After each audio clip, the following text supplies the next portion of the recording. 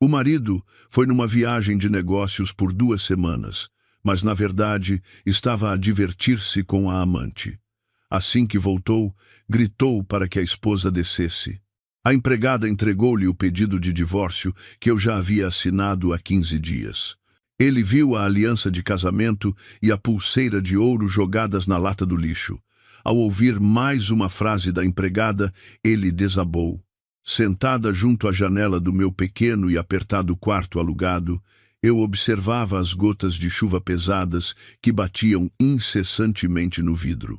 Já se passaram 15 dias desde a noite em que arrastei a minha mala para fora daquela luxuosa moradia, e o meu coração, estranhamente, estava em paz.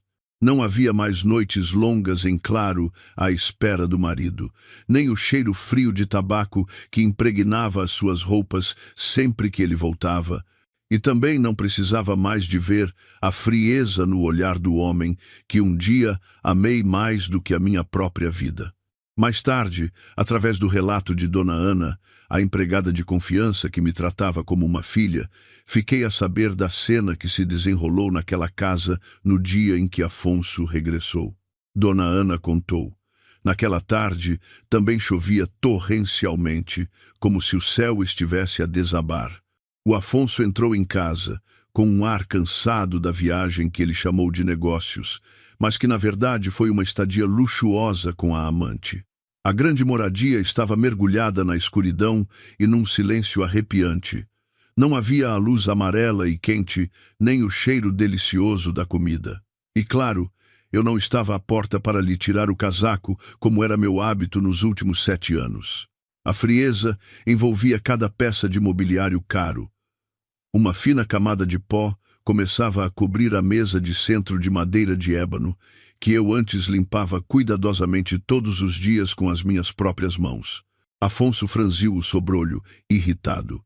Alargou o nó da gravata e a sua voz, cheia de arrogância e autoridade, quebrou o silêncio da casa. Ele gritou: "Dona Ana, onde está? Chame a minha mulher para descer imediatamente."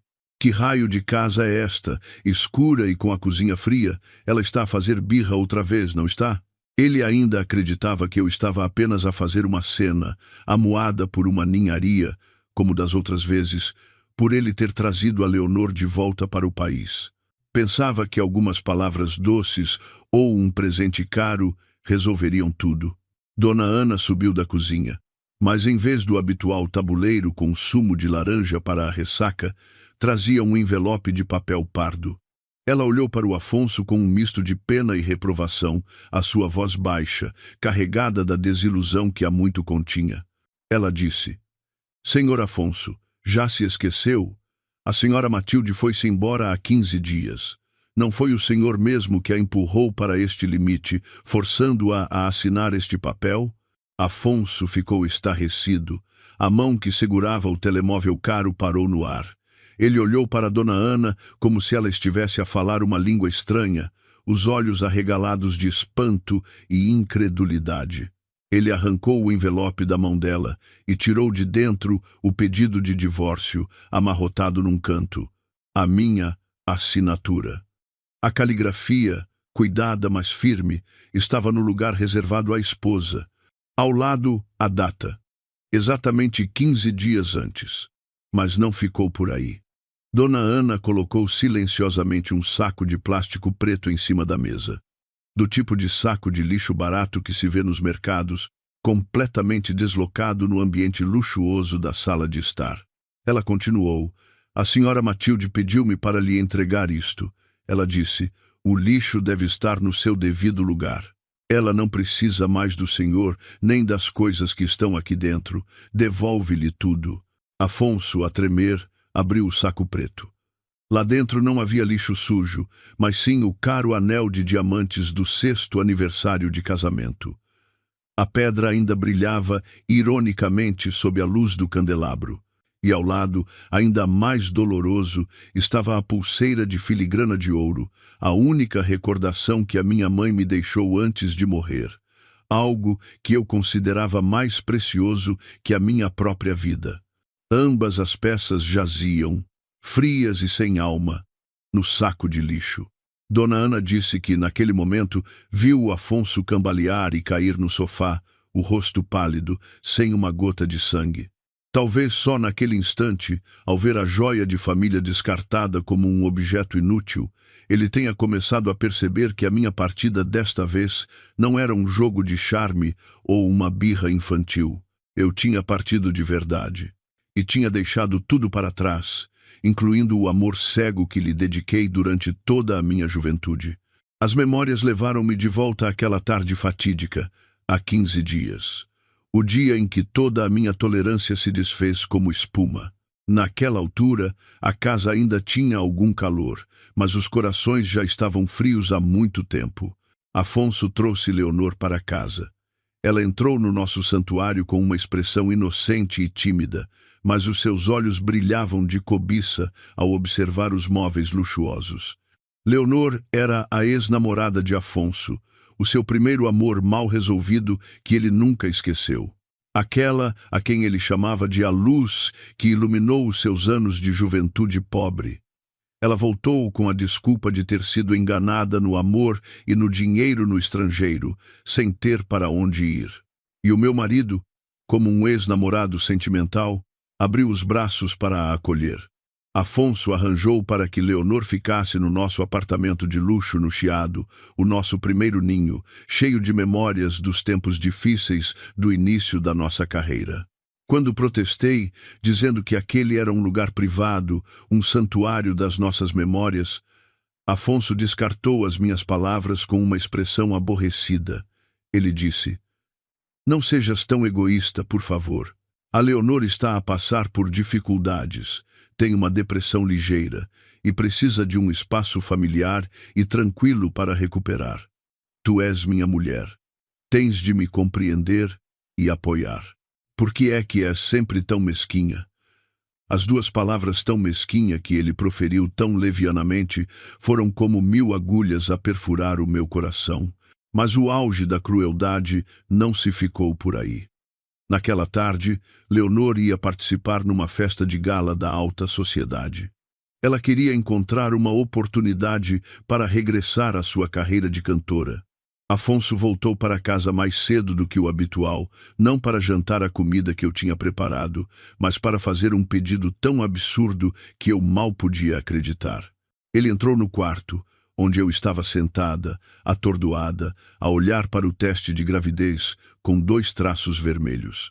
A minha felicidade mal teve tempo de florescer antes de ser esmagada por ele.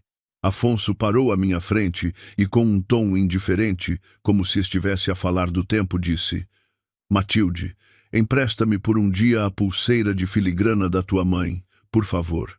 A Leonor vai a uma festa esta noite, vai usar um vestido de seda e precisa de uma joia marcante para parecer elegante.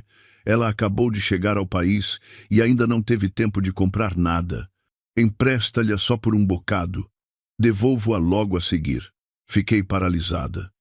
A minha mão apertou instintivamente o bolso do casaco, onde escondia o teste de gravidez. Aquela pulseira era a última recordação que a minha mãe me tinha deixado antes de morrer de uma doença grave. Ela tinha me dito para a guardar como um amuleto, para a entregar apenas à minha filha ou nora no futuro. Para mim, não era apenas uma joia, era a alma, o amor maternal sagrado. E agora, o meu marido, a pessoa que melhor conhecia o seu significado, queria tirá-la de mim para a colocar no pulso da sua ex-amante. Levantei os olhos para ele, tentando conter o tremor na minha voz. "Afonso, sabes o que estás a dizer? É a recordação da minha mãe. A minha mãe já morreu. Queres que eu dê a recordação de uma pessoa falecida à tua ex-namorada para ela se exibir? Dás-lhe tanto valor a ponto de pisar a dignidade da tua própria mulher?" Afonso franziu o sobrolho, a impaciência evidente no seu rosto. Ele estalou a língua e acenou com a mão, como se eu estivesse a fazer uma tempestade num copo de água. "Lá começas tu outra vez. Ela só vai usar por uma noite. Não se vai estragar por isso, porque é que a guardas como se fosse um tesouro de família. A Leonor é uma artista, a sua aura é elegante, só ela pode realçar o valor dessa pulseira. Tu, que passas o ano inteiro enfiada na cozinha, se a usares, as pessoas vão pensar que é uma imitação barata. É um desperdício. As suas palavras foram como uma bofetada na minha cara, dolorosa e humilhante. Então, aos olhos dele, eu, a esposa dedicada que sacrificou a sua carreira de cantora para ser o seu apoio durante 7 anos, não era digna da recordação da minha própria mãe, mas uma cantora decadente que acabara de regressar do estrangeiro era. Aquela comparação cruel matou a última centelha de esperança que eu tinha neste casamento. Comecei a rir, um riso amargo que me corroeu por dentro. A minha mão, no bolso, largou o teste de gravidez. Percebi que este filho não vinha na altura certa, ou talvez viesse para me ajudar a ver a verdadeira face do homem a quem eu chamava de marido. Levantei-me, fui ao cofre e tirei a caixa de veludo com a pulseira, mas em vez de lhe a dar, atirei-a para o saco de lixo no canto do quarto. A minha ação deixou-o de boca aberta, mas eu respondi ao seu espanto com um silêncio absoluto. Naquele momento, soube que não podia ficar mais um segundo naquela casa. Há 15 dias, quando o ponteiro do relógio se aproximava das 12, uma dor aguda no baixo ventre atingiu-me como uma enchente, levando a pouca força que me restava. Fiquei encolhida no chão frio, a suar em bica, abraçando a minha barriga, onde a pequena vida se debatia fracamente, pedindo ajuda. Em pânico total, por instinto de esposa, agarrei no telemóvel a tremer e liguei para o homem, a quem ainda chamava de marido. O telefone tocou longamente, cada toque como um martelo a bater no meu peito apertado pelo medo. A primeira chamada não foi atendida. Apenas o silêncio cruel respondeu. Não desisti. Suportei a dor e liguei uma segunda vez. Esperava que ele estivesse apenas ocupado ou que não tivesse ouvido o toque. Desta vez, ele atendeu. Mas o som que ouvi não foi de preocupação, mas sim uma voz irritada misturada com o barulho de um hospital. Ele disse: "O que se passa para estares a ligar sem parar? Estou muito ocupado. Se não for nada importante, não me chateis." Tentei respirar fundo, a minha voz distorcida pela dor. "Afonso, estou com muitas dores de barriga. Acho que estou a ter um aborto espontâneo. Podes vir levar-me ao hospital? Estou com muito medo." Pensei que, por mais insensível que ele fosse, ao ouvir que o seu próprio filho estava em perigo, ele largaria tudo e viria a correr. Mas enganei-me. A sua crueldade ultrapassava a minha imaginação. Do outro lado da linha, ouvi os soluços dengosos de Leonor. "Amor, dói-me tanto a mão, com tanto sangue assim. Será que vai ficar cicatriz?" Imediatamente, a voz de Afonso tornou-se suave e reconfortante. "Calma, querida. O médico já está a tratar disso. É só um arranhão. Não te preocupes." Depois, virou-se para mim. A sua voz mudou 180 graus, fria e cheia de repugnância. "Ouviste? A Leonor está ferida. Cortou a mão sem querer. Para de inventar doenças para chamar a atenção. Esse truque já é velho. Se te dói, apanha um táxi.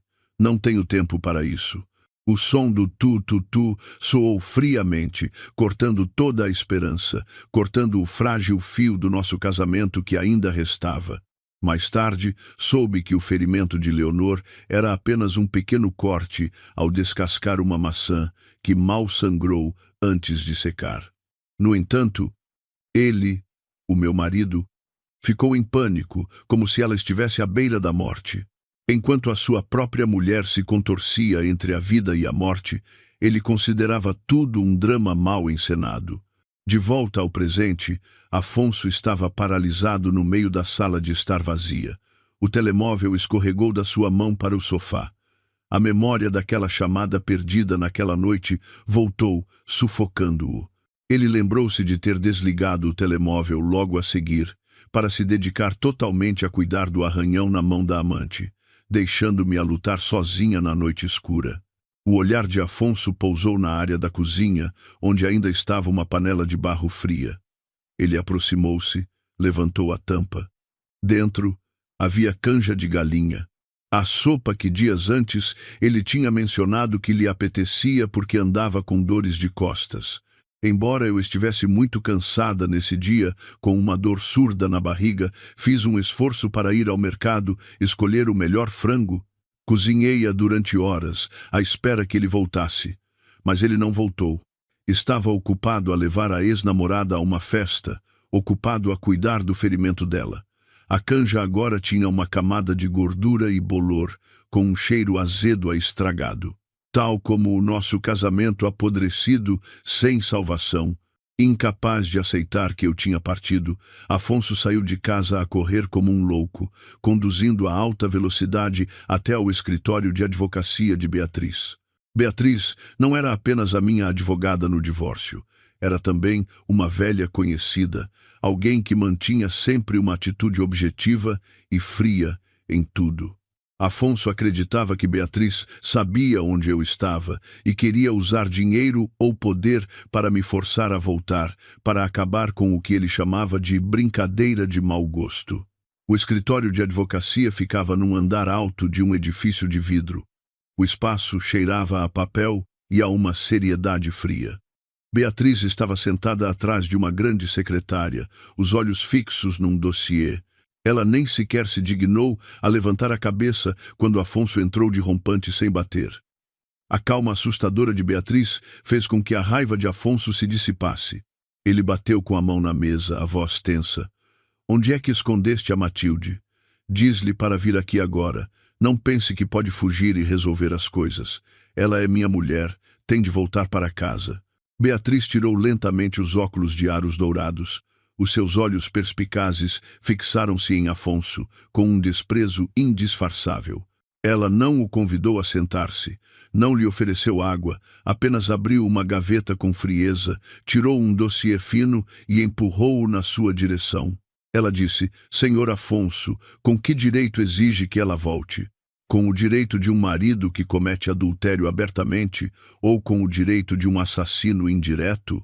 Afonso parou, o rosto vermelho de fúria. "O que é que disse? Quem é assassino? Não diga disparates. Eu só quero trazer a minha mulher de volta. Ela está só zangada sem motivo." Ele continuava teimoso, convencido da sua inocência, pensando que a culpa era da sensibilidade excessiva das mulheres. Beatriz sorriu com desdém, um sorriso afiado como uma lâmina. Ela disse, palavra por palavra, clara e distintamente: "Sem motivo? Acha que uma mulher que aguentou tudo durante 7 anos, que sacrificou a sua carreira para ser a sua sombra, de repente o abandonaria por um ciúme qualquer? Pegue e veja. Veja o que fez à sua mulher e ao seu filho." Com as mãos a tremer, Afonso abriu o dossiê. No topo estava uma ecografia de um feto de 12 semanas, a imagem a preto e branco pequena, mas nítida. Abaixo, o relatório médico de urgência com o diagnóstico de ameaça de aborto devido a trauma psicológico e esforço físico. A data de admissão no hospital coincidia com a noite em que ele desligou o telefone, a noite em que estava ocupado a soprar para o dedo ferido de Leonor. Afonso gaguejou, a voz falhando. "Oh, o que é isto? A Matilde estava grávida? Por que é que ela não me disse? Por que é que ela me escondeu uma coisa tão importante?" Ele olhou fixamente para a ecografia, sentindo o chão a fugir-lhe debaixo dos pés. O filho que ele tanto desejara? O filho cuja ausência ele me culpara? Afinal, já tinha chegado há muito tempo. Beatriz levantou-se, contornou a secretária e parou em frente a Afonso. A sua voz endureceu. Dizer-lhe? Quantas vezes ela tentou dizer-lhe? No dia em que exigiu a pulseira da mãe dela para emprestar à sua amante. Ela ia dizer-lhe, mas deu-lhe oportunidade de abrir a boca. Na noite em que ela lhe ligou a pedir ajuda, ela disse, mas o senhor disse-lhe para não fazer teatro. Estava ocupado a descascar maçãs para a sua amante, ocupado a agradar a outra pessoa. Onde é que arranjava tempo para ouvir o choro da sua mulher? Cada palavra de Beatriz era como uma bofetada sucessiva no rosto de Afonso, deixando-o atordoado. Ele recuou alguns passos, as costas a baterem na porta de vidro fria. O remorso tardio começou a infiltrar-se em cada célula, mas ele ainda se agarrava a um fio de esperança. Ele murmurou: "Não pode ser. Ela não pode ser tão cruel ao ponto de levar o meu filho assim." Mas a única resposta que obteve foi o olhar frio de Beatriz e o som seco do dossiê a ser fechado como um ponto final em todas as suas desculpas. Saindo do escritório de advocacia com a mente em turbilhão, Afonso conduziu a alta velocidade para casa como um homem sem alma. Passou sinais vermelhos, zigue-zagueou pelo trânsito intenso. As buzinas soavam estridentes, mas ele não ouvia nada. Na sua cabeça só havia a imagem da ecografia e as palavras sarcásticas de Beatriz. Ele não acreditava, ou não se atrevia a acreditar, que tinha sido tão cruel ao ponto de empurrar a sua mulher e filho para a beira da morte. Precisava de provas. Precisava de encontrar algo em casa para provar que Beatriz estava a mentir, ou pelo menos para acalmar o medo crescente dentro de si. Ao chegar à casa, Afonso correu para o quarto. O quarto ainda tinha o meu cheiro familiar, o cheiro suave de jasmim que eu costumava ter na mesa de cabeceira. Ele remexeu em todas as gavetas, virou os lençóis e as almofadas, na esperança de encontrar um diário ou um pedaço de papel que eu tivesse deixado. Mas estava tudo vazio. Eu tinha limpado tudo, não deixando nada que pudesse lembrar a minha existência, exceto um vazio doloroso. Desesperado, Afonso sentou-se no chão, o olhar perdido a vaguear pelo quarto. De repente, os seus olhos pararam no pequeno caixote do lixo no canto, ao lado da penteadeira. Era onde eu costumava deitar fora os discos de algodão e outras pequenas coisas. Ele lembrou-se do que Dona Ana disse sobre o saco de lixo na sala de estar. Um mau pressentimento levou-o a aproximar-se. Dentro do caixote, que já tinha sido esvaziado, restava apenas um pedaço de papel amachucado no fundo. Talvez, por ser tão pequeno, Dona Ana não o viu ao limpar. Afonso, a tremer, pegou nele. As suas mãos, geralmente tão grandes e firmes, estavam agora desajeitadas como as de uma criança. Ele desdobrou cuidadosamente o papel amarrotado. Era outra ecografia, o original da que Beatriz lhe tinha mostrado. No papel enrugado, a tinta estava borrada em alguns sítios, manchada como se tivessem caído lágrimas. Afonso tocou nas manchas com o dedo. A sensação úmida e fria era como tocar nas minhas lágrimas. Ele percebeu que eu tinha segurado aquele papel, que tinha chorado muito antes de o machucar e deitar no lixo. Quão doloroso deve ter sido para mim desistir da esperança de partilhar esta alegria com ele. As memórias voltaram como um filme em câmara lenta, cruel e nítido. Ele lembrou-se das manhãs recentes em que eu vomitava na casa de banho, o rosto pálido e encovado. Na altura, ele apenas ficava do lado de fora da porta, com uma expressão aborrecida, e dizia: "O que é que andas a comer para teres sempre dores de estômago? Ou estás a fingir que estás doente para não teres de fazer o pequeno almoço?" Ele lembrou-se das vezes em que eu tinha desejos por coisas ácidas, comprando às escondidas maçãs verdes, e quando ele via, fazia uma careta de desdém. Comer essas coisas ácidas faz mal ao estômago. Não comas porcarias para depois me obrigares a levar-te ao médico. Estou muito ocupado. Afinal, todos os sinais estavam ali, bem à sua frente, mas a sua indiferença e egoísmo cegaram-no, tornando-o um cego perante a dor e a felicidade da sua mulher. Afonso apertou a ecografia contra o peito, enterrou a cabeça na minha almofada e soltou um grito de dor. O grito ecoou no quarto vazio, mas não houve resposta. O remorso tardio agora corroía-lhe a alma, mais doloroso do que 1000 agulhas. Incapaz de suportar o assombro da moradia vazia, Afonso fugiu de casa e foi para o apartamento no Chiado, onde Leonor estava. No seu subconsciente distorcido, ele ainda esperava que, ao lado da gentil Leonor de outrora, encontrasse alguma paz, algum conforto para acalmar a tempestade no seu coração. Enganava-se a si mesmo, dizendo que Leonor era diferente, que era compreensiva e que seria o seu porto seguro naquele momento. Quando Afonso abriu a porta, Leonor estava deitada no sofá a ler uma revista de moda. À sua volta, espalhavam-se sacos de compras de marcas de luxo que ela tinha acabado de comprar com o cartão dele. Ao ver Afonso, ela não perguntou se ele estava cansado, nem reparou na sua palidez de morte. Atirou a revista para o lado e, com uma voz dengosa, mas exigente, disse: "Ah, já chegaste? Estou cheia de fome. Não como nada desde a tarde. Apetecia-me um assado de vitela. Vai para a cozinha fazer para mim. Lembra-te de o deixar bem tenro. Tenho uma dor de dentes e não consigo mastigar coisas duras." Afonso olhou para Leonor e na sua mente surgiu a imagem da minha canja de galinha com bolor em casa. Eu nunca lhe tinha pedido para cozinhar quando ele chegava cansado do trabalho. Pelo contrário, era sempre eu quem preparava uma refeição quente. Mas naquele momento, o sentimento de culpa e o desejo de fugir da realidade fizeram-no acenar com a cabeça e ir para a cozinha como um autômato. Ele precisava de manter as mãos ocupadas, para não pensar naquela ecografia amarrotada. Na pequena cozinha, Afonso preparava desajeitadamente os ingredientes. A sua mente estava noutro lugar. De vez em quando olhava para o vazio. Quando o assado estava quase pronto, ele tentou tirá-lo do forno, mas a sua mão escorregou.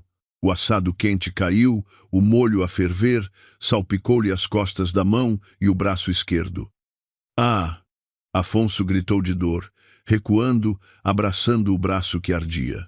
O tabuleiro partiu-se no chão, o molho e a carne espalharam-se por todo o lado. Ao ouvir o barulho, Leonor correu da sala de estar. Mas em vez de ver como Afonso estava, a sua primeira reação foi gritar, com uma voz estridente: "Meu Deus, o que é que fizeste? Salpicaste molho no meu vestido de seda novo. E neste tapete de pelo também. Cheio de gordura, como é que isto se lava agora? És tão desastrado." Ela lamentou-se, olhando para a bainha do vestido com algumas gotas de molho, o rosto contorcido como se fosse a maior tragédia do mundo. Ignorou completamente Afonso, que estava encolhido num canto da cozinha, a suar de dor, o braço a começar a formar grandes bolhas de queimadura. Afonso olhou para a mulher à sua frente, aquela que ele considerava a sua lua, o seu tesouro insubstituível. Naquele momento, a máscara de gentileza e elegância de Leonor caiu, revelando um egoísmo e uma frieza arrepiantes. Ele passou água fria na queimadura. A dor na pele não era nada comparada com a dor que se espalhava no seu coração. Ele lembrou-se das vezes em que se cortou ligeiramente a arranjar alguma coisa ou quando teve febre. Eu ficava em pânico, limpava a ferida com cuidado, fazia um penso e proibia-o de tocar em água durante uma semana. Ficava acordada a noite toda a colocar-lhe panos frios na testa para baixar a febre. O contraste cruel entre a esposa dedicada e a amante interesseira tornou-se claro como água, como um balde de água fria na sua cara, despertando-o de um longo delírio. Afinal, a luz que ele venerava era apenas um néon falso, e a verdadeira e calorosa lua, ele próprio, a tinha afastado. A dor ardente do braço queimado parecia queimar-lhe a mente. Mas a frieza da atitude da mulher à sua frente fê-lo tremer ainda mais. Leonor continuava sentada no sofá, a comer uma maçã com naturalidade. O som da sua mastigação ecoava no silêncio assustador. Ela não se levantou para lhe dar gelo ou uma pomada. O seu olhar estava fixo no ecrã do telemóvel, a ver os novos modelos de malas, lamentando ocasionalmente a mancha no tapete caro. Afonso entrou na casa de banho, abriu a torneira de água fria e deixou-a correr sobre a ferida inchada e vermelha. O som da água a correr trouxe-lhe memórias de outros tempos, dias em que ele não era rico, mas possuía um bem inestimável, o meu amor. Lembrou-se de uma vez em que, ao arranjar uma lâmpada, se cortou com um caco de vidro, um corte minúsculo, mas eu entrei em pânico como se o mundo fosse acabar. Procurei algodão e desinfetante. a soprar para a ferida com medo que lhe doesse, os olhos cheios de lágrimas. Durante uma semana, fiz todo o trabalho de casa, desde lavar a louça a carregar pesos, não o deixando tocar em nada com água. Eu dizia que as suas mãos eram para ganhar dinheiro, para segurar as minhas pela vida fora, não podiam ter cicatrizes feias. Aquela atenção meticulosa já o tinha irritado, achando que eu era demasiado preocupada. Mas agora, sozinho na casa de banho fria, a olhar para o braço inchado que ninguém via, ele sentiu a solidão extrema de quem perdeu o amor verdadeiro. Afonso saiu da casa de banho com uma toalha molhada enrolada na mão. Leonor olhou para cima, não para perguntar como ele estava, mas para fazer uma repreensão leve. Da próxima vez, tem mais cuidado. Um homem com mãos tão desajeitadas. Vai-te embora. Estou cansada e quero ir dormir cedo para amanhã estar bonita para a sessão fotográfica. Ela mandou-o embora como se fosse um empregado desastrado que já não tinha utilidade, sem um pingo de afeição ou pena. Ele olhou para Leonor, a mulher por quem ele tinha desafiado tudo, até a sua consciência, para a mimar, para compensar a sua juventude mal resolvida. Agora, sob a luz brilhante, a maquilhagem pesada no seu rosto não conseguia esconder a insensibilidade e o pragmatismo cruéis nos seus olhos. Ele percebeu que tinha trocado uma joia quente por uma pedra falsa e fria. Uma sensação de nojo de si mesmo subiu-lhe pela garganta, amarga e sufocante. Ele não disse nada. Pegou no casaco em silêncio e saiu, deixando para trás a sua musa, entrando na noite escura do remorso tardio. Depois daquela noite, Afonso ficou como uma alma penada. Contratou detetives para me procurarem em todas as estações de autocarros e aeroportos, mas não havia rastro de mim. O meu silêncio era como uma sentença suspensa sobre a sua cabeça, fazendo-o perder o apetite e o sono. Desesperado, enquanto procurava pistas entre as velhas recordações no seu escritório, os seus olhos depararam-se com um computador portátil antigo e poeirento num canto do armário. Era o computador que eu usava desde os tempos de estudante. Mais tarde, quando tivemos dinheiro para um novo, eu guardei-o para armazenar fotografias e dados importantes da família. Afonso ligou-o. O ecrã acendeu-se tremulamente e apareceu a interface familiar. Ele clicou em cada pasta, na esperança de encontrar um diário ou um endereço que eu tivesse mencionado. Mas, em vez de encontrar o meu esconderijo, descobriu outra verdade terrível que eu tinha recolhido e guardado silenciosamente antes de partir. Numa pasta chamada Backup, misturada com fotografias de família, havia um ficheiro estranho protegido por palavra passe. Mas a palavra passe era a data do nosso casamento, um número que ele provavelmente teria esquecido se não o tivesse visto no pedido de divórcio. Quando o ficheiro se abriu, Afonso deparou-se com uma série de capturas de ecrã de mensagens, e-mails e transações bancárias internacionais. Eram provas de que Leonor não era tão inocente e digna de pena como se fazia parecer. As conversas com credores no estrangeiro eram claras, com linguagem grosseira e ameaças de lhe cortarem os tendões se não pagasse a dívida de jogo de milhões de euros. Afinal, Leonor não tinha voltado ao país por saudades do antigo amor, nem para recomeçar a vida, mas porque estava encurralada, perseguida pela máfia e precisava de encontrar uma mina de ouro para pagar as suas dívidas.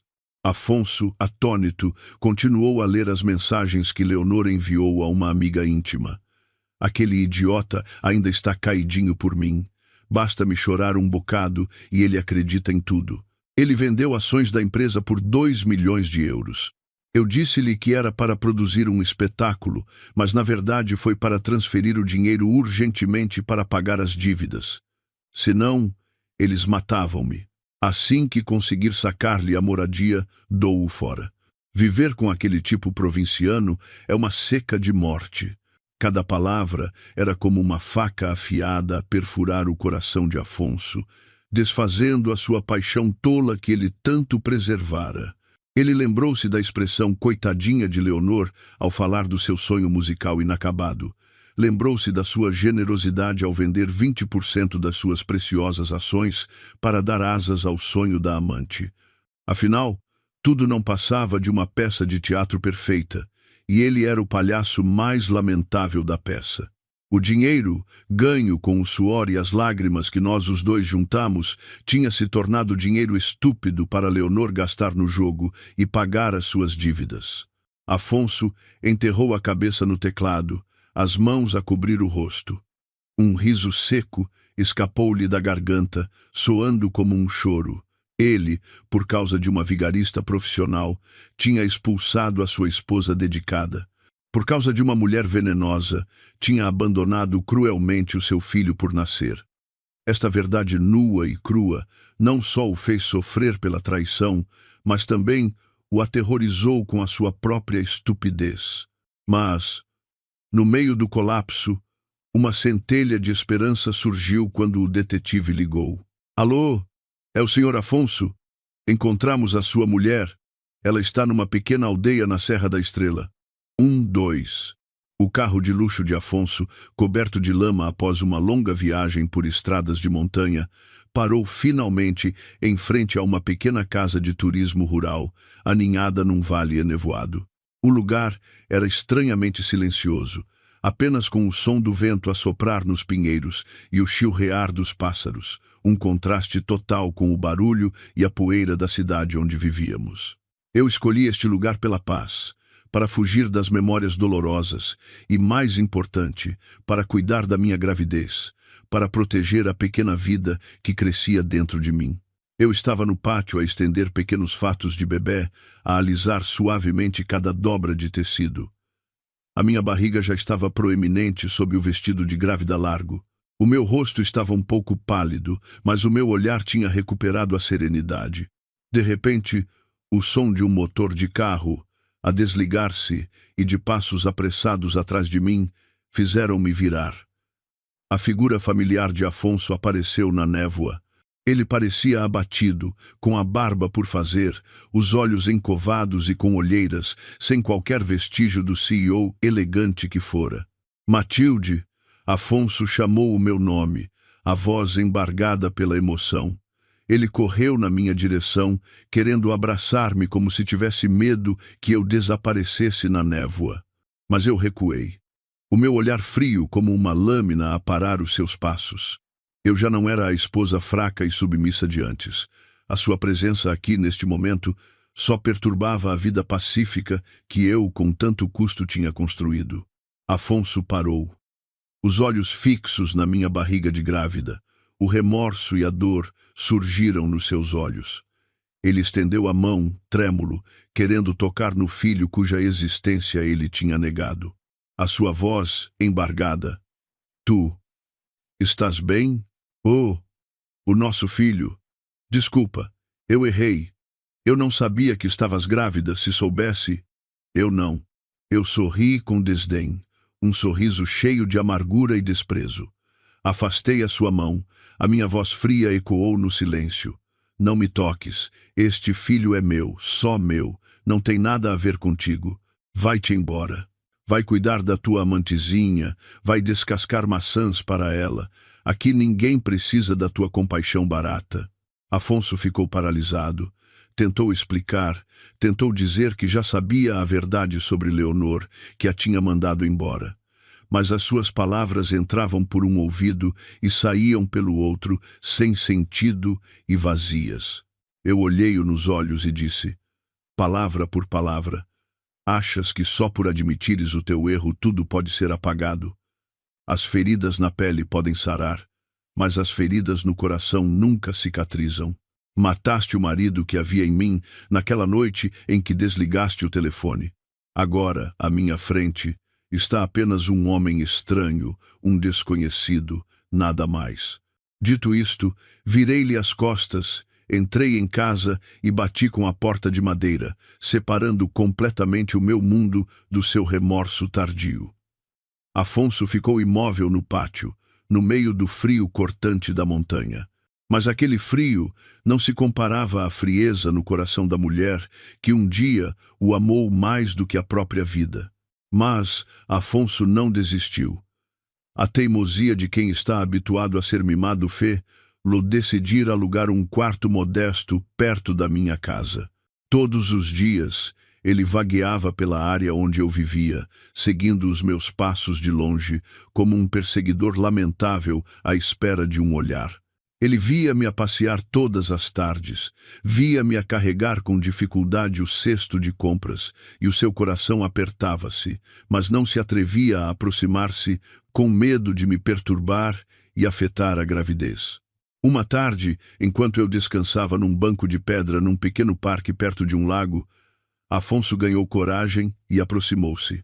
Trazia na mão uma lata de Coca-Cola gelada, com gotículas de água a escorrer.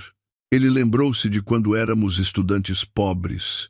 Sempre que eu estava triste ou cansada, bastava ele comprar-me uma lata de refrigerante para eu sorrir, considerando-o o presente mais luxuoso e maravilhoso do mundo. Ele pensou que aquela pequena memória doce do passado seria a chave para abrir o meu coração. Ele aproximou-se, com um sorriso forçado, e estendeu-me a lata. Matilde, vi que estavas cansada de andar. Comprei isto para ti. É o teu preferido. Bebe para refrescar. Costumavas dizer que beber isto te animava. Os seus olhos estavam cheios de esperança, esperando um aceno de cabeça ou pelo menos um olhar mais suave da minha parte. Olhei para a lata de refrigerante na sua mão e depois para o seu rosto, que tentava parecer atencioso. Senti um misto de ridículo e tristeza. Este homem, que viveu comigo durante 7 anos, não sabia nada sobre as mudanças mais básicas da sua mulher ou os conhecimentos mínimos de um futuro pai. Ele ainda vivia no passado, impondo os gostos da estudante de outrora à mulher grávida à sua frente. Levantei-me e peguei na lata da sua mão. Os olhos de Afonso brilharam, pensando que eu tinha aceitado. Mas, no segundo seguinte, fui direta ao caixote do lixo ao lado e atirei a lata lá para dentro. O som do metal a bater no fundo do caixote ecoou no silêncio, estilhaçando a sua frágil esperança. Virei-me e olhei para ele com pena. Afonso, estás a representar o papel de marido atencioso, mas representas muito mal. Sabes o que as mulheres grávidas devem evitar? Refrigerantes com gás, cheios de açúcar e químicos. Achas que eu me atreveria a beber isto e prejudicar o meu filho? Nunca te preocupaste realmente com o que eu preciso ou quero no presente. Estás apenas a tentar aliviar a tua consciência com memórias vazias.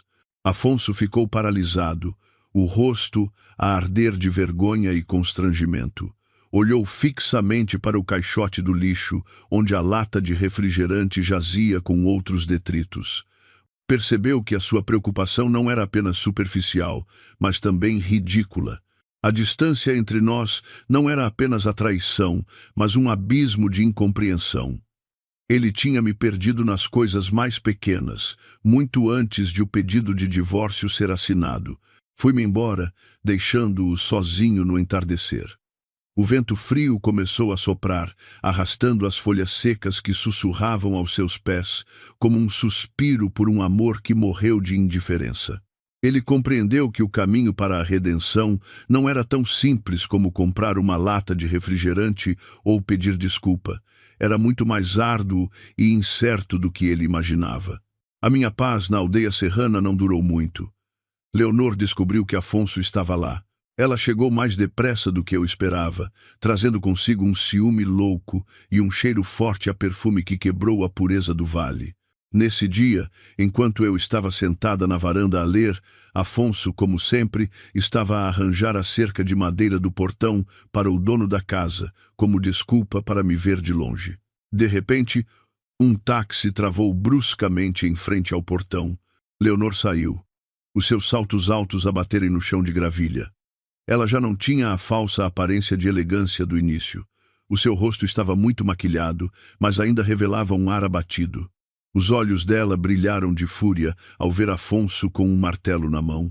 Ela correu na sua direção e, antes que alguém pudesse dizer alguma coisa, gritou estridentemente: Afonso, fugiste para aqui para te encontrares com a tua ex-mulher?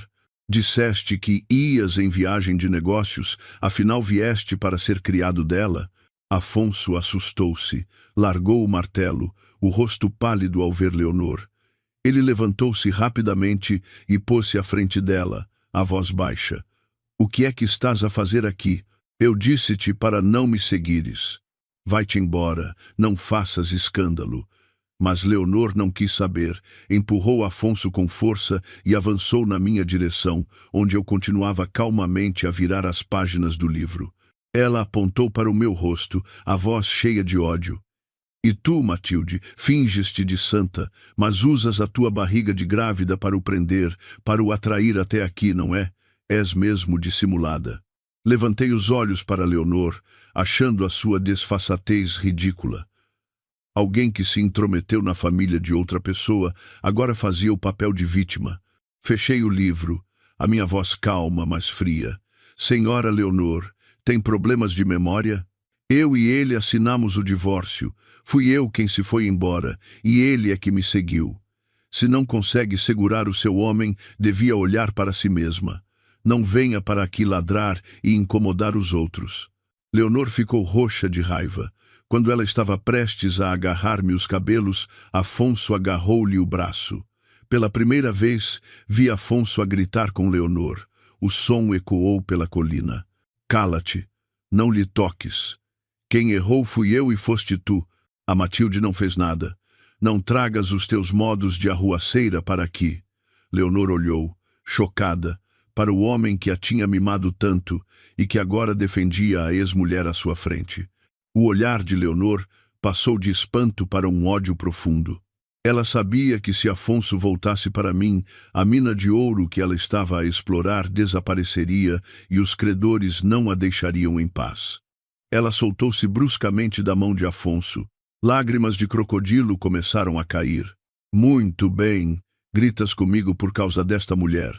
Esqueceste-te do que me prometeste, disseste que me amavas mais que tudo. Eu olhei para aquele teatro barato com enfado, abanei a cabeça e entrei em casa, deixando-os a resolver a confusão que eles próprios criaram. Após a discussão barulhenta lá fora, Afonso insistiu que Leonor voltasse para a cidade, mas ela inventou uma dor de cabeça, tonturas, chorou e pediu para ficar uma noite num hotel na vila e ir embora no dia seguinte. Afonso, para ter paz e para eu não ser incomodada, concordou relutantemente. Ele não imaginava que aquilo era apenas uma manobra de uma cobra venenosa. Na manhã seguinte, Afonso foi de carro à vila comprar-me sopa de peixe. Ele ainda acreditava que pequenos gestos de bondade poderiam compensar o seu erro colossal.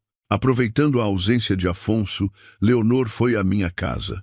Desta vez, não foi de táxi, mas a pé, sorrateiramente. Eu estava na escada de madeira que levava à varanda do segundo andar a regar umas petúnias, quando a vi aparecer no fundo da escada. Já não tinha a agressividade do dia anterior, olhava para mim com um olhar frio e calculista. Ela subiu alguns degraus, a sua voz doce, mas cheia de punhais. Irmã Matilde, podemos falar um pouco?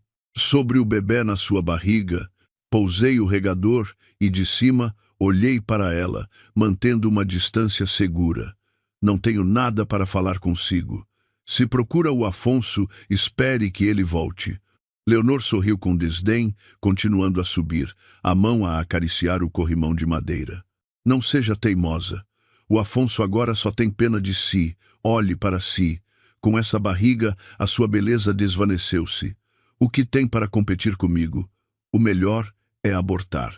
Eu digo ao Afonso para lhe dar uma grande quantia de dinheiro, suficiente para viver confortavelmente para o resto da vida. Uma criança sem pai sofre muito, irmã. Ao ouvir aquelas palavras venenosas, o sangue subiu-me à cabeça. Ela não só queria roubar o meu marido e os meus bens, mas agora também queria tirar o direito de viver ao meu filho. Apertei a mão no corrimão. A minha voz endureceu. Fora. Sai daqui imediatamente. Não me obrigue a chamar a segurança. Vendo que eu não cedia, Leonor mudou de expressão. Olhou para os degraus íngremes da escada de madeira e depois para o portão, onde o carro de Afonso estava a regressar lentamente. Um sorriso diabólico apareceu nos seus lábios. De repente, ela enfiou a mão dentro do seu casaco largo, tirou um pequeno saco de plástico com um líquido vermelho, espremeu-o com força para que rebentasse e ensopasse o seu vestido branco. Antes que eu pudesse perceber o que estava a acontecer, Leonor atirou-se para trás, gritando um grito estridente que rasgou o silêncio. Ah, Matilde, não me empurre o meu filho! O seu corpo rolou escada abaixo. O som seco do impacto fez-me o coração parar. Ela ficou estendida no chão, abraçando a barriga, contorcendo-se, o sangue vermelho a manchar o chão de cimento, criando uma cena horrível. Exatamente no momento em que Afonso entrava pelo portão, com uma marmita de sopa de peixe ainda quente nas mãos. Ele deixou cair a marmita. A sopa espalhou-se pelo chão. Correu como um raio para onde Leonor estava, o rosto pálido ao ver a poça de sangue vermelho a alastrar-se. Leonor agarrou-se à calça de Afonso, o rosto coberto de lágrimas e ranho, a voz fraca, como se estivesse a morrer. Afonso, o nosso filho. A Matilde. Ela empurrou-me. Ela disse que eu lhe roubei o marido, por isso matou o meu filho. Dói tanto. Salva o meu filho. Afonso levantou a cabeça de repente e olhou para mim, os olhos injetados de sangue, um misto de choque e raiva. Ele gritou: Matilde, por que é que fizeste isto? Ela está grávida. Por mais que me odeies, que a odeies, que culpa tem a criança? Como pudeste ser tão cruel ao ponto de a empurrares escada abaixo? Eu estava no topo da escada, a olhar para as duas pessoas a representar a sua peça lá embaixo. O meu coração já não doía, nem sentia raiva, apenas um desprezo profundo. Não me defendi, não chorei a implorar que acreditasse em mim. Apenas cruzei os braços calmamente, olhei-o nos olhos, a minha voz fria como o vento de inverno. Olha bem, Afonso. Achas que eu sou estúpida ao ponto de fazer uma coisa destas na minha própria casa para seres apanhado em flagrante? Olha para o canto do telhado. Afonso, por reflexo, olhou na direção que eu apontei. Num canto escondido do alpendre, uma pequena câmara de vigilância piscava uma luz vermelha, gravando silenciosamente tudo. Eu continuei. Desde que me mudei para cá, por estar sozinha e grávida, instalei uma câmara por segurança. Não esperava que fosse útil tão cedo. Ela encenou tudo, caiu sozinha, espremeu um saco de sangue falso. Está tudo gravado no cartão de memória. Ao ouvir a palavra câmara, os gemidos de Leonor pararam de repente. Ela ficou rígida, os olhos a vaguear em pânico. Não esperava que uma mulher caseira como eu fosse tão prevenida. Mas ela insistiu, gritando mais alto: Não acredites nela, ela está a mentir. Dói tanto, amor. Leva-me para o hospital. O meu filho vai morrer. Afonso olhou para a expressão de pânico de Leonor e depois para a minha calma assustadora. A dúvida começou a surgir na sua mente, mas ao ver a poça de sangue tão realista, não se atreveu a arriscar uma vida. Ele rangeu os dentes e pegou em Leonor ao colo. Está bem. Depois vemos quem tem razão. Agora temos de ir para o hospital. O carro de Afonso partiu em pânico, deixando-me sozinha no pátio soalheiro. Não corri atrás deles, mas entrei calmamente em casa, extraí o vídeo da câmara para o telemóvel e liguei a Beatriz, a advogada perspicaz que estava em trabalho perto dali, pedindo-lhe que me viesse buscar para irmos ao hospital local. Eu sabia que esta peça precisava de um final grandioso na presença de uma autoridade. Quando eu e Beatriz chegamos ao hospital, Leonor estava deitada na cama das urgências, ainda a gemer, a mão na barriga a fingir dor. Afonso estava ao seu lado, a segurar-lhe a mão, preocupado. A sua camisa branca estava manchada de vermelho. O médico de serviço, um homem de meia idade com óculos grossos, saiu com uma expressão carrancuda e confusa. Olhou para Afonso, depois para Leonor e abanou a cabeça. Afonso correu e agarrou o médico pela bata. Doutor, como está a minha mulher? Conseguiram salvar o bebê? Ela perdeu muito sangue. O médico afastou a mão de Afonso, ajeitou os óculos e disse, com uma voz alta e irritada: Esta senhora não está grávida para se poder salvar ou não. O útero está perfeitamente normal, sem sinais de gravidez. Afonso ficou chocado, os braços caíram-lhe ao longo do corpo. Não, não pode ser, ela disse que estava grávida de 3 meses. Então, de onde veio o sangue? O médico atirou para a mesa um pequeno saco de plástico esmagado, sujo de um líquido pastoso. Sangue? Pergunte-lhe a ela onde comprou sangue de porco ou corante alimentar tão realista. Trabalho há décadas e é a primeira vez que vejo alguém trazer um saco de sangue falso para as urgências. Ela tem apenas escoriações devido à queda. Não houve aborto nenhum. A sala de urgências ficou em silêncio. Todos os olhares se viraram para Leonor. Ela encolheu-se na cama, o rosto pálido. Desta vez era palidez de medo real, não de representação. Afonso virou-se para Leonor. O seu olhar passou de preocupação a espanto e, gradualmente, a um nojo profundo. Ele gaguejou. Leonor, tu mentiste-me. Não estás grávida. Então, todo este tempo, foi tudo invenção tua? Leonor gaguejou tentando negar. Não, eu estava grávida. O médico deve ter se enganado. Amor, acredita em mim.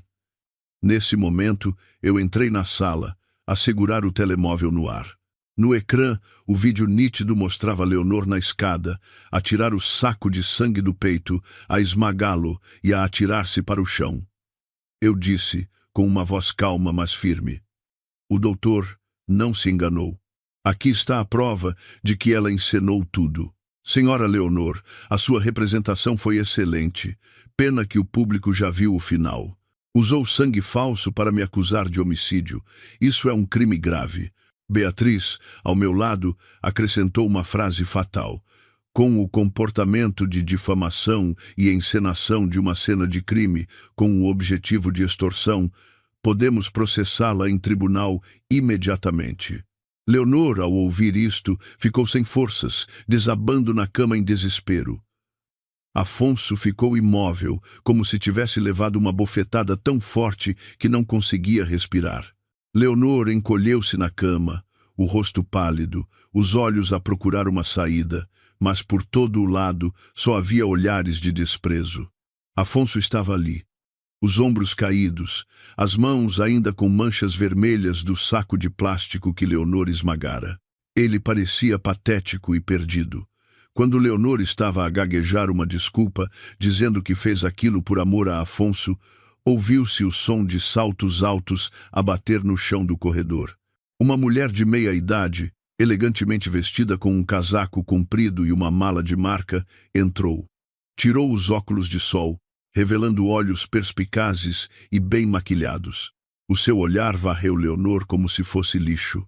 Ela aproximou-se de Leonor, a sua voz cheia de sarcasmo. O mundo é mesmo pequeno. Não esperava encontrar-te aqui neste estado lastimável. A dar o golpe do baú a outro ricaço? O mesmo truque de há 8 anos? Ainda não te cansaste? Ao ver aquela mulher, o rosto de Leonor mudou de cor. Ela começou a tremer e puxou o lençol para se cobrir, mas a mulher arrancou-lhe. Afonso olhou para a estranha e depois para Leonor, que tremia como varas verdes. Ele franziu o sobrolho e perguntou: quem é a senhora? Como é que a conhece? A mulher riu-se, olhou para Afonso de cima a baixo e disse: és a vítima mais recente dela, não é? Pareces inteligente, com ar de empresário de sucesso. Não admira que esta raposa não te largue. Eu sou a mulher do velho com quem ela andou durante 3 anos no estrangeiro, aquele a quem ela roubou milhões de euros antes de fugir para cá. Afonso ficou paralisado, gaguejou. O quê? Ela disse que foi enganada, que foi vítima. A mulher soltou uma gargalhada que ecoou pela sala. Enganada? Ela é a rainha das vigaristas. Ela disse-te que estava grávida, não foi? Acorda. Há 8 anos... Para manter a forma e para poder andar com o meu marido sem problemas, ela fez uma laqueação de trompas. Uma mulher que fez uma laqueação, como é que pode engravidar e ter um aborto? As palavras da mulher foram como um raio que atingiu Afonso. Ele cambaleou para trás, as costas a baterem na parede fria. Os seus olhos arregalados fixaram-se em Leonor como se estivesse a ver um monstro. Toda a sua confiança, toda a sua compaixão, todas as desculpas que usou para justificar a sua traição desapareceram. Afinal, o filho que ele tanto cuidara era apenas um fantasma. Ele tinha abandonado o seu próprio filho para correr atrás de um útero vazio e um coração negro. Leonor sabia que não podia negar mais. Atirou-se da cama e ajoelhou-se aos pés de Afonso, o rosto coberto de lágrimas e ranho, a voz embargada pelo medo. Afonso, não acredites nela. Ela está a difamar-me. Eu amo-te de verdade. Fiz isto porque queria ficar contigo. Tive medo de te perder. Mas desta vez, as lágrimas não surtiram efeito. A verdade nua e crua tinha sido revelada, transformando o amor que ele venerava na mais barata das piadas. Afonso ficou imóvel, a olhar para a mulher ajoelhada a seus pés, as mãos dela agarradas às suas calças como uma sanguessuga. Uma sensação de nojo invadiu-o. Ele lembrou-se de como a tinha mimado, de como por ela tinha sido frio com a sua mulher, de como por ela tinha vendido o trabalho de uma vida, 20% das ações da empresa, 2 milhões de euros. Tudo tinha sido gasto por ela em festas e a pagar dívidas. Enquanto isso, a sua mulher tinha de poupar cada cêntimo, vestindo as mesmas roupas velhas durante anos. Afonso, com toda a sua força, deu-lhe um pontapé, atirando-a para o chão frio. Ele gritou, a voz rouca de dor e raiva. Desaparece. Sai daqui, sua cobra venenosa. Enganaste-me. Destruíste a minha família. Devolve-me a minha mulher e o meu filho. Devolve-me tudo. Ele avançou para agarrar, mas as suas mãos tremiam tanto que não tinha forças. Leonor, com a dor do pontapé, ficou estendida no chão, o cabelo desgrenhado, a maquilhagem borrada. Vendo que Afonso já não sentia nada por ela, deixou de fazer o papel de vítima. Levantou-se, limpou o sangue falso do canto da boca, os olhos a brilhar de ódio. Ela sibilou. Mandas-me embora? Quem pensas que és? Achas que eu preciso do teu amor de meia tigela? Se não fosse pelo teu dinheiro, nunca olharia para um homem fraco que abandona a mulher e o filho como tu. Afonso olhou-a, chocado com a sua rápida mudança de atitude. Leonor sorriu com desdém, o seu tom agora ameaçador. Ouve bem. Os 2 milhões que me deste, já os gastei. Não penses que vais ver um cêntimo de volta. E não penses que vais ficar em paz. Tenho provas suficientes de que sonegaste impostos, de que conspiraste com parceiros para inflacionar os preços das matérias-primas. Se te atreveres a deixar-me agora, conto tudo à polícia e à imprensa. Depois veremos se mantens o teu lugar de presidente ou se vais para a prisão. Eu estava à porta, a assistir àquela cena de cães a morderem-se, o coração gelado. Estas 2 pessoas, uma gananciosa e má, outra estúpida e traiçoeira, mereciam o castigo do destino. Mas ao ouvir as ameaças de Leonor, arrepiei-me com a sua maldade. Ela tinha planeado tudo, tinha Afonso na mão desde o início. Afinal, Afonso nunca fora o seu amante. Fora apenas uma presa fácil para ela explorar até ao osso. Ao ouvir as ameaças, o rosto de Afonso passou de vermelho a branco. Ele não esperava ter alimentado uma cobra no seu seio. A sua carreira, a sua reputação, estavam agora nas mãos de uma louca que não tinha nada a perder. Ele desabou completamente, ajoelhando-se no chão, as mãos na cabeça, a chorar como uma criança abandonada. O seu choro ecoou pela sala, mas ninguém sentiu pena, pois era o preço que ele tinha de pagar pela sua traição. Olhei para Afonso e depois para Leonor, de pé com uma expressão vitoriosa. Senti um cansaço extremo. Queria ir-me embora daquele lugar, mas, assim que me virei, uma dor aguda e súbita atingiu-me no baixo ventre, mais forte do que todas as outras, fazendo-me desmaiar e cair no chão. Matilde, o que se passa? O grito de Beatriz soou perto e longe. Senti o seu braço a amparar-me. Queria dizer que estava com dores para salvarem o meu filho, mas a minha garganta estava fechada. Um líquido quente começou a escorrer-me pelas pernas, molhando o meu vestido. Desta vez, não era sangue falso, era sangue real. Meu e do meu pobre filho, ameaçado pelos choques sucessivos. Afonso, ajoelhado, levantou a cabeça. Ao ver-me no chão, pálida, com sangue a escorrer, ele despertou do pesadelo. Levantou-se e correu na minha direção como um animal ferido, empurrando Leonor para o lado. Gritou: "Médico, médico! Salvem a minha mulher, salvem o meu filho!" Ele queria pegar-me ao colo, mas Beatriz foi mais rápida. A advogada esguia pôs-se à sua frente, os olhos a arder de raiva, e empurrou-o com força. "Afasta-te! Não lhe toques com essas mãos sujas. Já não a prejudicaste o suficiente? Se acontecer alguma coisa a ela e ao bebê, juro que te farei desejar estar morto. Vou processar-te até a ruína." Afonso ficou paralisado, as mãos suspensas no ar, trêmulas e impotentes. Olhou para o sangue a escorrer da mulher, a quem ele jurara proteger para sempre. O remorso, o medo e a dor sufocaram-lhe o coração. Ele queria tocar-me, pedir desculpa, mas sabia que já não tinha esse direito. Apenas ficou a ver os médicos e enfermeiros a correrem com uma maca, a levantarem-me e a levarem-me para o bloco operatório. Leonor, num canto, assistia à cena, aterrorizada. Não esperava que as coisas chegassem a este ponto. Queria fugir, mas antes que pudesse mover-se, foi detida por 2 seguranças do hospital, a pedido de Beatriz. Beatriz virou-se para Leonor, a voz gélida. "Não penses que vais escapar. A polícia está a caminho. Prepara-te para ir para a prisão por difamação e agressão." Deitada na maca, as luzes do teto passavam a correr diante dos meus olhos. A dor física rasgava-me o corpo, mas eu agarrava-me à consciência. Coloquei a mão na barriga, sussurrando mentalmente: "Filho, aguenta, não me deixes.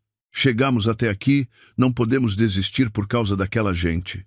A porta do bloco operatório abriu-se, engolindo-me, deixando para trás o choro desesperado do homem que um dia foi o meu mundo. O tempo na sala de espera passava lentamente. Afonso estava sentado no chão frio, em frente ao bloco operatório, a cabeça entre os joelhos. Nunca sentira tanto medo. Medo da perda, da morte, do castigo da consciência. Cada vez que a porta se abria, o seu coração saltava. Beatriz estava sentada em frente, o rosto frio, mas as mãos entrelaçadas denunciavam a sua preocupação. Dona Ana também já tinha chegado. Estava sentada ao lado de Beatriz, os olhos vermelhos a rezar. Ninguém falava com Afonso. O silêncio deles era um muro invisível que os separava do mundo. Após mais de 2 horas, a luz vermelha do bloco operatório apagou-se. O médico saiu. Afonso levantou-se de um salto, agarrou-lhe a mão, a voz a falhar. "Doutor, a minha mulher e o meu filho, como estão?" O médico olhou para o aspecto abatido de Afonso, suspirou e disse: "A paciente teve um descolamento da placenta, perdeu muito sangue, mas felizmente chegou a tempo. Fizemos uma cesariana, é uma menina com 2, um quelei. Apesar de prematura, chora com força e tem bons reflexos. Está na incubadora. A mãe está fraca, precisa de descansar e de transfusões de sangue, mas por agora está fora de perigo." Ao ouvir "fora de perigo", Afonso quase desabou de alívio. Começou a chorar. Queria entrar para ver a sua mulher e filha, mas Dona Ana e Beatriz impediram-no. Dona Ana, de braços abertos, disse com firmeza: "Senhor Afonso, vá-se embora. A senhora Matilde acabou de escapar da morte. Não a perturbe mais. Se ainda tem alguma consciência, deixe-a em paz." Afonso parou, olhou pela fresta da porta e viu-me a dormir na cama, rodeada de tubos. O sentimento de culpa voltou a oprimi-lo. Ele sabia que não tinha o direito de entrar. Horas depois, acordei na sala de recuperação. A primeira sensação foi uma dor surda na barriga e um vazio no corpo. Uma enfermeira trouxe-me um pequeno embrulho. "Já acordou? É a sua menina. É muito forte. Já respira sozinha.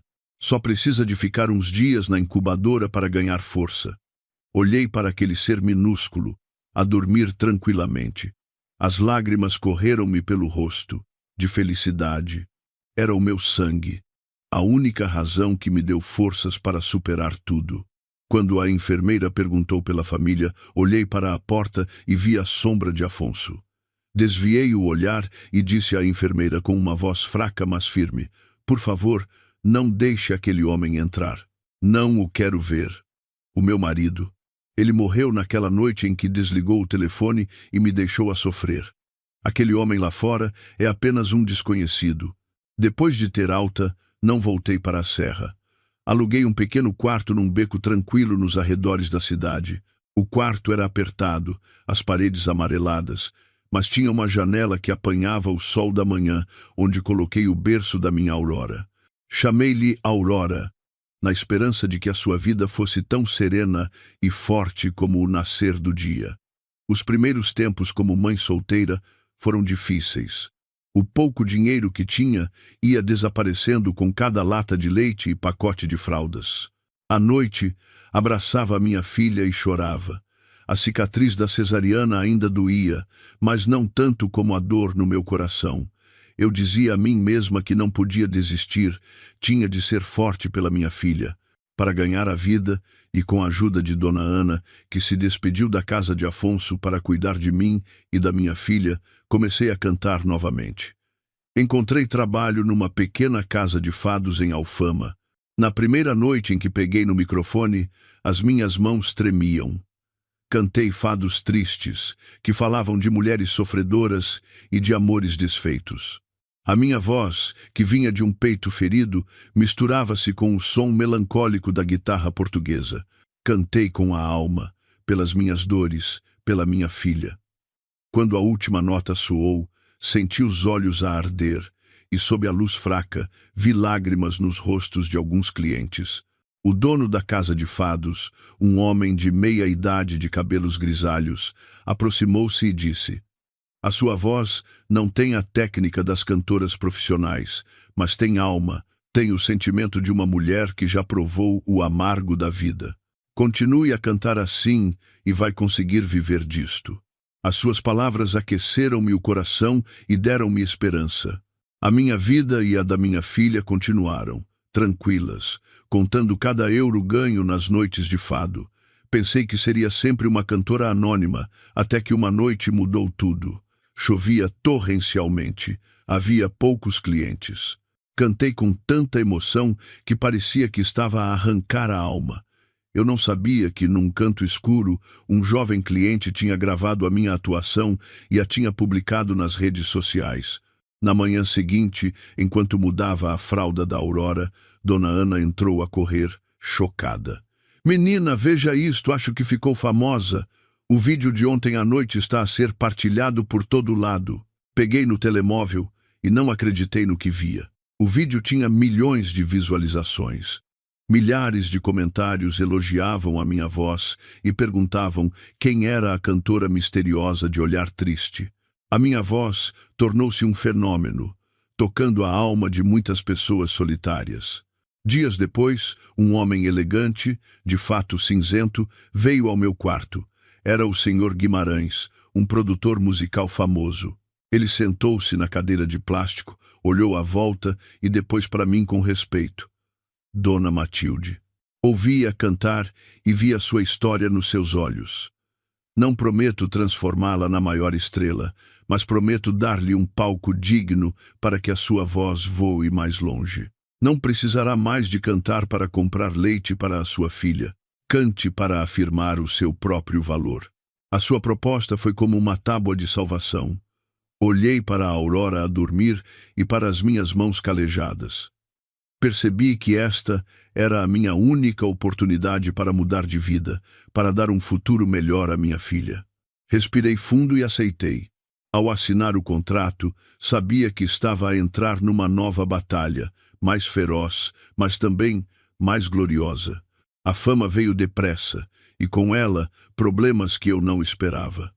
Afonso, o meu ex-marido, acabou por descobrir onde vivíamos. Apareceu à porta do meu quarto numa tarde, quando eu me preparava para ir atuar. Estava mais arranjado, mas com o mesmo ar arrogante de sempre. Olhou para mim, vestida com um elegante vestido de noite, e os seus olhos brilharam com um ciúme doentio. Não perguntou pela filha, mas tirou um envelope grosso do bolso do casaco e atirou-o para a mesa. Aqui estão 10.000 euros. Pega nisto para ti e para a menina, mas com uma condição. Tens de parar de cantar imediatamente. És a ex-mulher de um empresário. O que é que andas a fazer a cantar nesses sítios de má fama? Fico mal visto. As pessoas vão pensar que não consigo sustentar a minha família. Olhei para o dinheiro e depois para o seu rosto convencido. Senti nojo. Ele ainda pensava que o dinheiro podia comprar tudo, até a dignidade. Peguei no envelope e enfiei-lhe de volta no bolso do peito, com um gesto firme. Sorri com desdém. Senhor Afonso, guarde o seu dinheiro. A sua honra, guarde-a para si. Eu canto com o meu trabalho. Não roubo nem engano ninguém. Qual é a vergonha nisso? Vergonhoso é um homem que trai a mulher e a filha, e que agora volta a usar o dinheiro para dar lições de moral.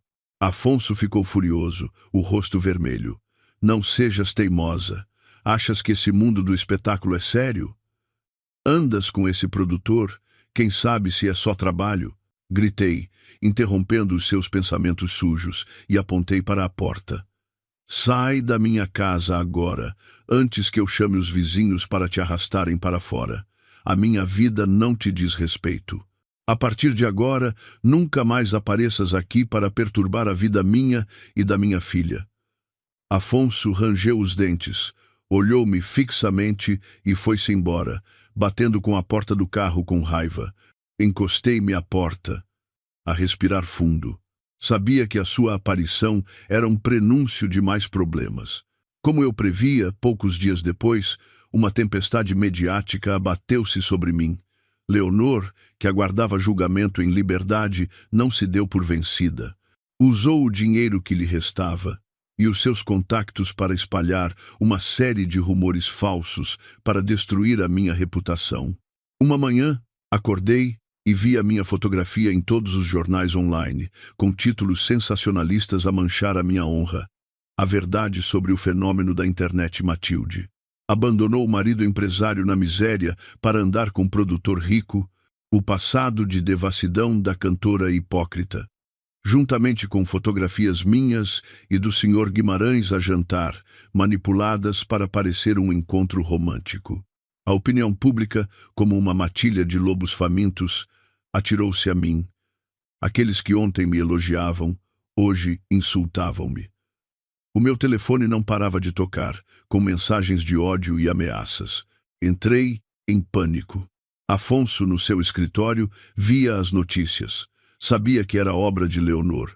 Mas, em vez de me defender, ficou em silêncio. No seu íntimo, esperava que, abandonada por todos, eu voltasse a implorar a sua proteção. Ele queria ser o herói no final. Eu estava no meu quarto, a abraçar a Aurora, a chorar. Perguntava-me por que é que a vida era tão injusta comigo. Quando estava no meu ponto mais baixo, a pensar em desistir, a campainha tocou. Eram o Sr. Guimarães e Beatriz. Beatriz pôs a mão no meu ombro e disse com firmeza: Matilde, não tenhas medo. A Leonor quer jogar sujo. Nós vamos jogar com a verdade. Tenho tudo preparado. Desta vez, não é só difamação. É um crime de ofensa à honra em espaço público. Tens coragem de lutar por ti e pela tua filha? Olhei para os olhos de Beatriz e para o aceno de encorajamento do Sr. Guimarães. Senti uma força a crescer dentro de mim. Eu não tinha feito nada de mal. Por que havia de fugir? Enxuguei as lágrimas, cerrei os punhos e acenei. Tenho. Não vou deixar que eles nos pisem mais. O pequeno quarto foi transformado num estúdio improvisado. Sentei-me em frente à câmara, as mãos entrelaçadas para conter os tremores. Nunca pensei que teria de expor as minhas feridas ao mundo, mas sabia que o silêncio era compactuar com o mal. Respirei fundo e comecei a transmissão ao vivo, onde dezenas de milhares de pessoas me esperavam para me julgar. Não chorei nem me justifiquei com palavras vazias. Falei com provas. Com uma voz calma, mas firme, disse: Olá a todos, eu sou a Matilde. Nos últimos dias ouviram muitas histórias sobre mim. Hoje vou contar a minha própria história. Mostrei os extratos bancários, as transferências internacionais em nome de Leonor. Esta é a dívida de jogo da senhora Leonor no estrangeiro, de milhões de euros. E mostrei o contrato de venda de ações. E esta é a prova de que o meu ex-marido, o senhor Afonso, vendeu 20% da empresa para pagar a dívida dela, sob o pretexto de patrocinar um espetáculo. A comunidade online ficou em alvoroço. Mas o golpe final foi a gravação daquela chamada telefônica. A voz de Afonso soou, fria e cruel. Ouviste? A Leonor está ferida. Apanha um táxi. Não tenho tempo para isso. Juntamente com os gemidos falsos de Leonor. Desliguei a gravação. As lágrimas que contive tanto tempo vieram ao de cima.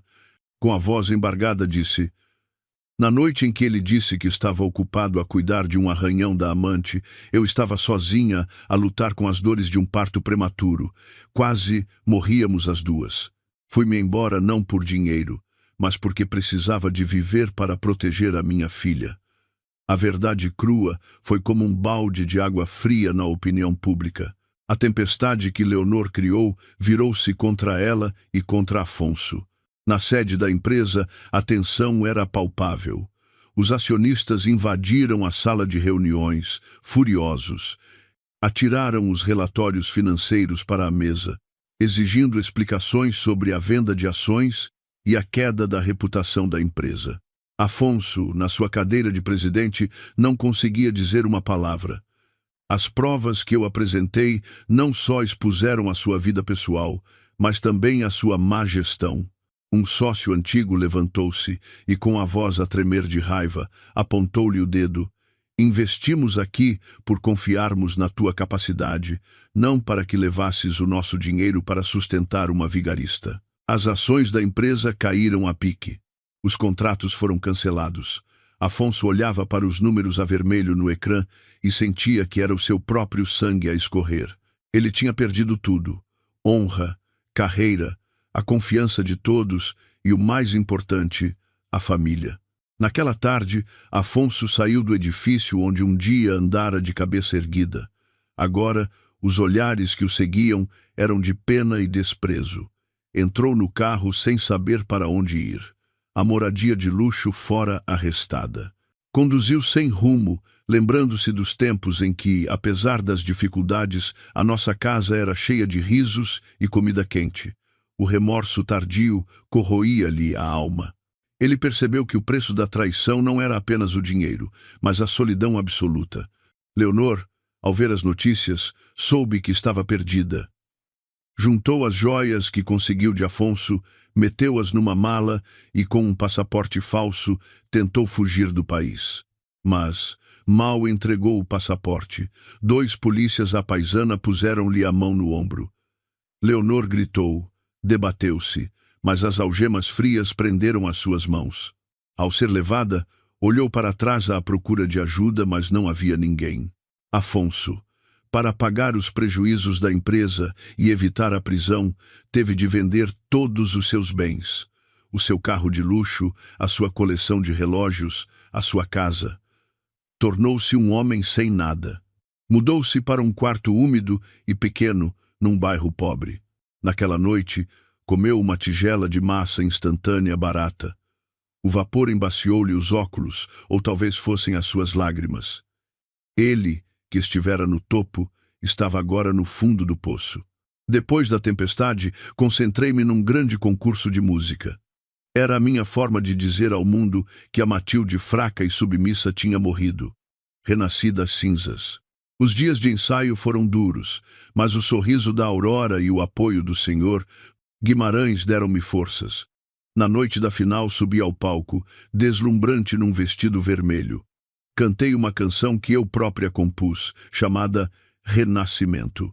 Cantei com o coração, sobre a minha jornada através da dor até a luz. A minha voz voou alto, quebrando todas as correntes, tocando a alma de milhares de pessoas. Quando a música terminou, o auditório explodiu em aplausos. Vi as lágrimas nos olhos dos jurados, o orgulho nos olhos de Beatriz e do Sr. Guimarães. Eu tinha vencido, não apenas o troféu, mas a minha própria batalha pela dignidade. No dia do julgamento, chovia miudinho. Entrei no tribunal, calma e composta. Afonso apareceu, irreconhecível. A camisa amarelada e enrugada, os olhos encovados. A sessão foi rápida. Beatriz apresentou as provas de que Afonso tinha dissipado os bens do casal para pagar as dívidas de Leonor. Afonso, sem advogado, não contestou nada. Concordo com tudo o que ela pede, disse ele, com a voz rouca. No final, como Afonso estava falido, eu não pedi partilha de bens. Fiquei com a custódia da Aurora e pedi uma pensão de alimentos simbólica. Ao sair do tribunal, respirei fundo o ar úmido e livre. De repente, uma mão trêmula agarrou-me o braço. Era Afonso. Os seus olhos suplicavam. Matilde, desculpa. Sei que é tarde, mas dá-me uma oportunidade. Quero recomeçar.